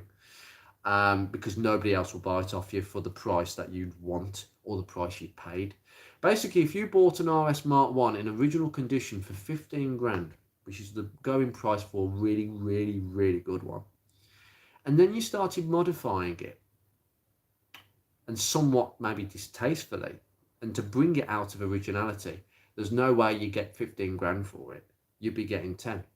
You'd be instantly spending money on modifications and ending up devaluing the car. You don't mess with RS Mark 1s unless you intend for it to go with you to the grave. Craig, I've driven a few Mark 1 RSs and they all talk steer like crazy. That was what Jeremy Clarkson said in that review. The diffs are super aggressive, so there's not really much give them. There's no actual, basically, you either get it right or a little bit too much, you get it wrong, especially on cornering, I suspect. That's not ideal, but torque steer is a problem in every high-powered front-wheel drive car. Even with a Croft diff, they just can't handle that much through two wheels. It needs to be four-wheel drive. I don't know why they just didn't. Must have been. Airfix, yes, Simon. Airfix. That was I did aeroplanes. My dad got me into doing Spitfires. Goodness me, we've got about 20 odd Spitfires that I painted up in different colour designs and everything. Oh, God, back in the day. Aztec, I'm sorry I have to go now. No problem. Thank you very much for joining, sir. You take care. See you very soon. I'm glad you can join us. Frank. Hello, sir. How are you? I hope you're okay. Thank you for joining us. Tadas, sorry I missed the conversation. Hello, Tadas. How are you? And I have done your video. It is in the pipeline. Your car is going to be featured on the channel in August. I'm trying to kind of push things along a little bit. Pure Evil. In my defense, it was around something like 70,000 miles back in 2009. And hasn't been on the road since 2013 when I looked it up recently. Wow. Goodness me. No, I can understand that. Tadas, my coolant tank cracked. Oh. So now I don't need to be jealous because mine looks new too. Brilliant. Brilliant. That's always the way that is. We are having an issue with Mark 1s at the moment where a lot of members are saying their coolant bottles are cracking. They've got to that age now. I think any car over 15 years of age and you've got plastic. I know it's thick plastic and it's designed to take 50, well, it's designed to withstand way more than 15 psi of pressure, which is the pressure in most car coolant systems. But they get age. What you get the micro cracks. You need to look at your tanks, guys, for micro cracks because that's the sign they're starting to go. And on a Rover, it's really bad. On a K series, if it cracks, that could easily cause a head gasket failure. So, need to change it. Something that I'm doing with my 45, another Easter egg. Or it has been done actually. I can say that here. It has been done, and the video will go out very soon. There is a few Rover 45 videos that are going out very soon because I've done all the work and they need to go out. Continuities all over the place. I mean, in fairness, mine has been off the road since 2014, but it's sawned and waiting for me to fix it. Well, you get round to it. That's all good. 9 years. Don't worry about it. It's not going anywhere. ST170 needs another 30 brake horsepower. Well, then it'd be an ST200 then. And we already had an ST200 with the Mark III Mondeo. That was the lure of that car, the Mark II Mondeo. So it might have conflicted a little bit, but I know what you mean. Although I would say a well looked after ST170 that's been serviced and it's had all the kit, plugs, coil pack, and it's all in good nick. They should go like shit off a shovel, essentially. Adam must be off now. Thanks for the stream. You take care, Adam. I'm going to end this in about 20 minutes anyway, because my voice is starting to go. Excuse me.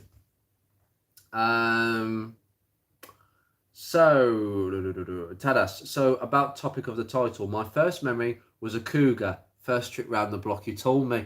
And I've got to say, Tadas, Ford Cougars are on my radar. Third car, just saying. Easter egg. Sorry, when I say Easter egg, I made it very clear to people, and I'll say this again. No channel memberships. I'm not charging people for something like unique that I have to charge my channel members for. All my videos will be available to view by anybody, live streams, everything. I don't believe in channel memberships.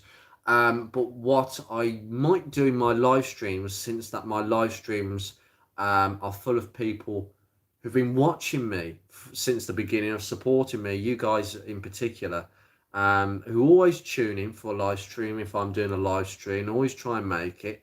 And I'd like to see if I can make these live streams a bit more intricate, something that maybe most people probably wouldn't even watch one of these live streams.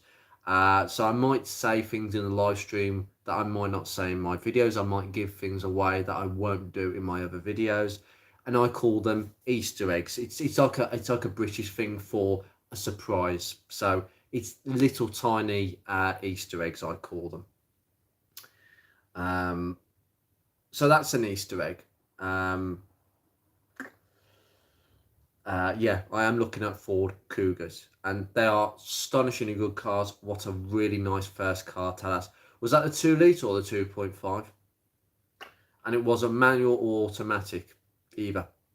I think you could only get the automatic on the V6, if I'm right in thinking.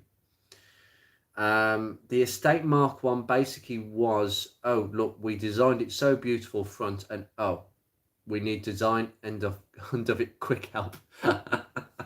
It just looked like a bit of an afterthought where they just, there's a reason why ST170 estates, you often go on the ST170 group and they're referred to as the buses.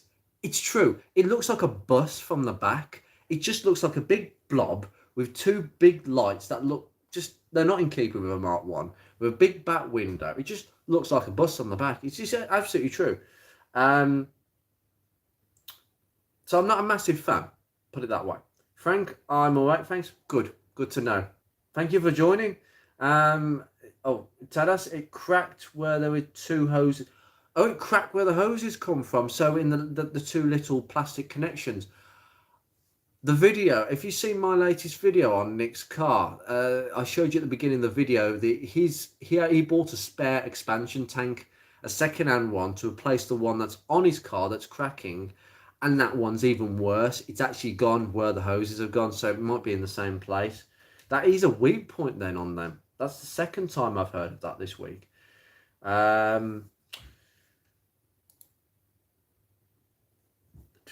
Craig, has Ford actually developed the Mark II Focus RS to be a four-wheel drive, but the cost cutters at Ford dumped the idea, but the shells are already set up to take the Cougar four-wheel drive system? Oh, so is that being done then? Is that a conversion that's been done on any of them? That's interesting.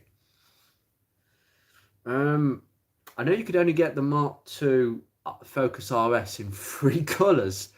They definitely limited it a bit there. Ultimate green is probably the nicest because it stands out like a sore thumb. Tala, so I'm curious about the video in this cluster. When the battery goes off, the arrows go down by gravity. Right, okay, I've had a few messages about that cluster. To be honest with you, the cluster's gone. It's a dry soldered joint. I'm pretty convinced about that now, that it's just gone. I personally think, Tadas, you were mentioning it being about an LED. It's not an LED, it is an early one. Now, there's something I forgot in that video. That cluster in Nick's car is the second one in the car's life. I am going to just check that car has done 194,000 miles, because he might have just bought a cluster with that mileage on it. So I'm just going to check that out. I might actually do if anybody does a registration check on his car, they'd find out. I'm actually going to try and check that out. But basically, that's the second one, because I think the first one might have given up the same way and it's been replaced. This is what people do. I mean, if I have a cluster issue in my Mark 1, it's going off for repair, so I keep the mileage the same. It's not, I don't need to get a second-hand one. But we are probably sure, because it's a cost-conscious car, and with the original one has already gone to the bin, we just get another one off another donor car. I think I have got one to hand, so I'll be able to sort him out. But it's not an LED one, so they should go down via gravity. But what's happening is the fuel gauge is moving all over the place. It shouldn't be doing that at all. Pure Evil. On the topic of first cars, how many people still have theirs? Or if not, then what made you move on from it? That is a very good point. I can't answer that question personally because I've still got mine. But I think if I had moved my Mark 1 on, it would have been because the car was, it had served 6 years at the point where I was thinking about getting rid of it. And it would have been because of a mountain of issues building up. So it would have just been the cumulative effect of just running a very reliable car that then got old very suddenly. And I think a few people might relate to that. Then you'll have the people that will say they crashed it and writ it off. But that is actually not often the case, I don't think. I think it's just the case of you've just run it into the ground, something snapped, a cam belt has snapped, it owes you nothing, as simple as that. Because the first car tends to be the cheapest and it owes you nothing. Tadas, mine was a 2 litre with the LPG manual. Sorry, I forgot you said that. The LPG would be a very nice addition to that. It would keep the fuel economy low. And I replaced it with the fuel tank strap rusted. Yeah, good. That just seems to be a thing with Fords now at this age. I have seen them where they can rust so badly they just bend. They don't break, they just bend. It's very thin metal. Estates are ugly from the back. They're not ugly. They just don't look particularly enticing other than it's a workhorse.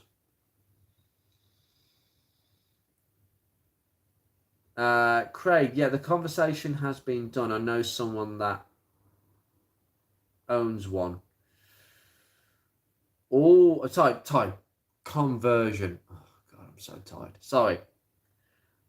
The conversion has been done. I know someone that owns one. Ooh, I bet that goes like shit off a shovel. That sounds really cool. Cougar 4-wheel drive system. Are they pretty decent then? I don't pretend to know anything about Cougars. I think they're shocking cars. Another one of Ford, just shocking cars. That I just. Ugh. No, bulb one is going by gravity. LED one will stay up. No, this is definitely not an LED one. It's definitely not an LED one. It's definitely a bulb one. But I'll confirm this in the next video because Nick will be coming down to me. I don't know if he's watching this video. He might do. We might watch this video. But Nick will be coming down to me again because we're going to agree. What we're going to do is agree on a list of things. Some of the bits I can get for him. Some of the bits he's got that I couldn't do on that day because it was just too wet. It was horrible that day. So he's going to come back down again and there'll be a lot of stuff going on. Bits and pieces. Keybasher, rear suspension collapsed, tied it together with a washing line and drove it to the scrap yard. Oh my God. That's a first. That is a first. You must have been desperate to get that down to the scrapyard. Didn't even. To be fair, you don't need to do that these days. Most scrapyards will just pay you and come and collect the car these days. Most scrapyards are really struggling, so they will certainly come and collect the car.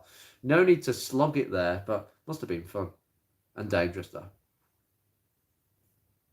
I know someone take a car to the scrapyard with an exhaust hanging off and it just sparked and left that spark trail all the way to the scrapyard. Hilarious. Probably Tadas, probably next month Focus will have 300 kilometers. Wow, what's that in miles? I can't remember how much that is, kilometers to miles. It'd be a little bit more, wouldn't it? That's absolutely cracking.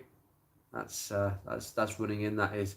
And by the time my video comes out of your car, it'll probably be done 400. So my information.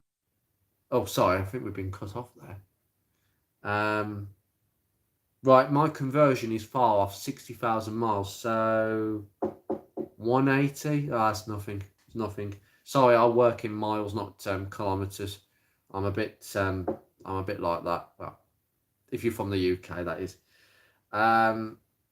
It's no slouch, Craig.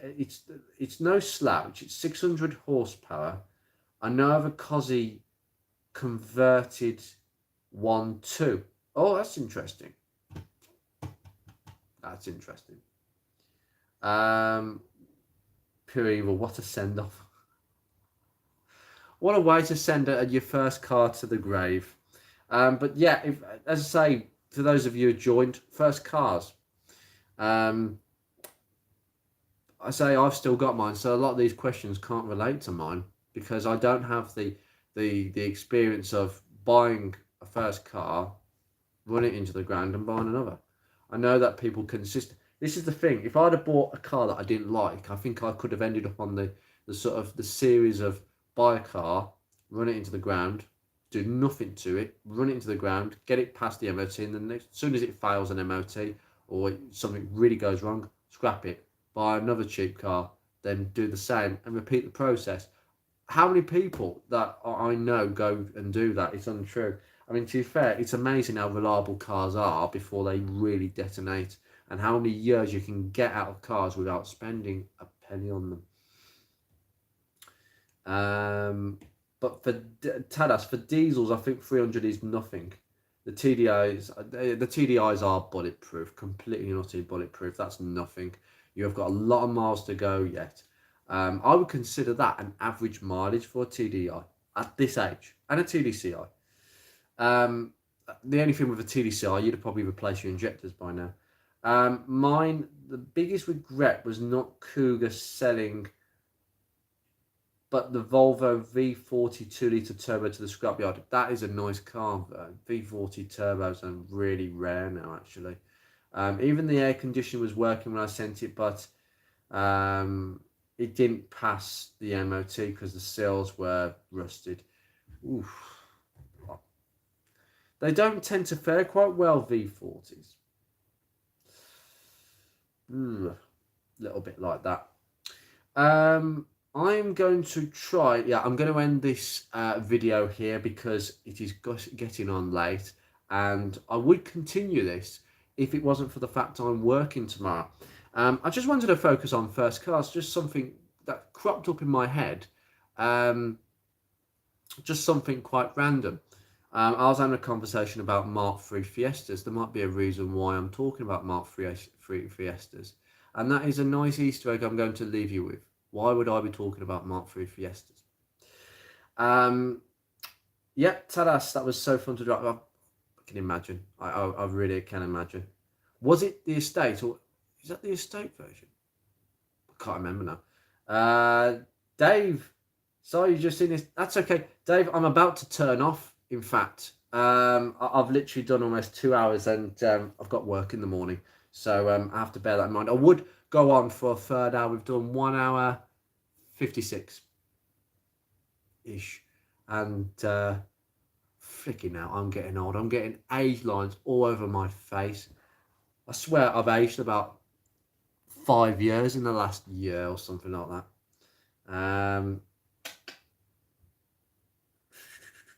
A fun topic, and I think a lot of petrol heads that didn't grow up with cars got in because of a lucky first car. You do, yeah, absolutely. The XC is a crossover. Ah, okay, got you. The VS Estate Sedan, got you. Thanks, Craig. Thank you for joining us, buddy. I'm really glad you can join us. So you stay safe, and I'll speak to you soon. Yeah, it is. The first car has to be one. I don't believe that it's the first car that's important. It's the car you learn to drive in. And I do think that the first car you learn to drive in can either inspire you or make you make uninspired choices for your first, second, and third cars, whatever. I really do. Starting life in doing your driving test, no offense, they're okay cars. But if you start your driving life in a Dacia Sandero, in your driving lessons, it might lead to some very average expectations of a first car. Whereas if you drive a Ford Fiesta, fun, nice, you're bound to own another one and want one. So it sets you off, really. So don't drive a boring car for your first car. But Dacia Sanderos are very reliable, and they're getting better. And fair credit, they're the cheapest brand new car you can buy in the UK. Think. Yeah, I might get my facts wrong there. Tell us, thanks for the stream, and have a good rest. And by the time, by the way, I learned to drive on my dad's Audi 80 1992 2-litre petrol. They're very rare these days. Well, over here they are. I don't know how rare they are near you. That's really good. You take care, buddy. I will speak to you soon. Dave, before we go, mine was a very basic T-Reg Peugeot 206, then 5 Focuses after that. Why does that surprise me, Dave? That is not surprising. Peugeot 206. That would have been a very early 206 then, because they practically came out the same time as the Mark 1 Focus. Nowhere near as good. I bet you could tell some stories about that one. They're not bad cars. They just weren't as good as a Mark 1 Focus. And the Mr. Pringle face for me is just they are getting rare. I know that I would say they're pretty rare over here. Audi 80s, yeah. Simon, mine was a Dolomite, not a sprint. Not the sprint. Ah, so it was a Dolomite 750, maybe, HL, something like that.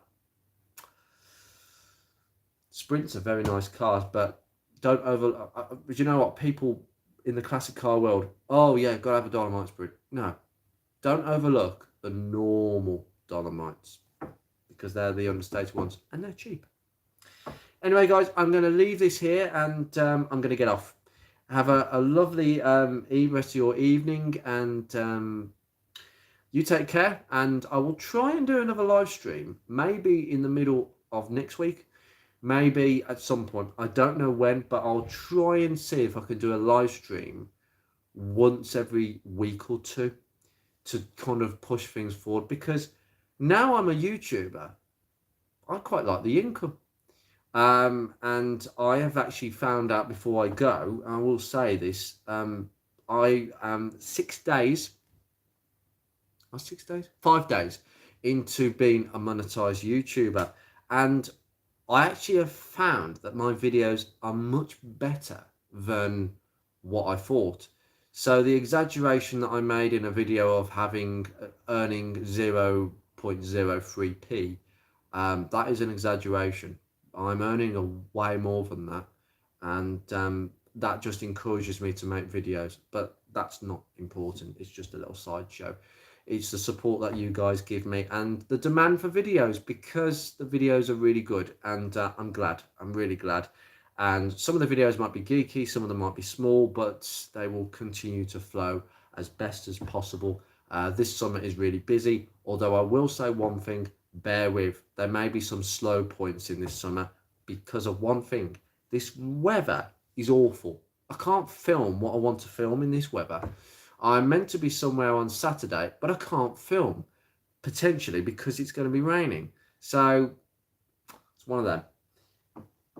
Anyway, I'm going to leave you guys here, and I will see you very soon. Take care.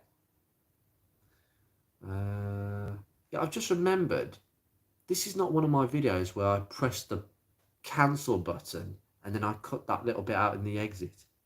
I don't know why I did that. Take care, guys. See you very soon. Go.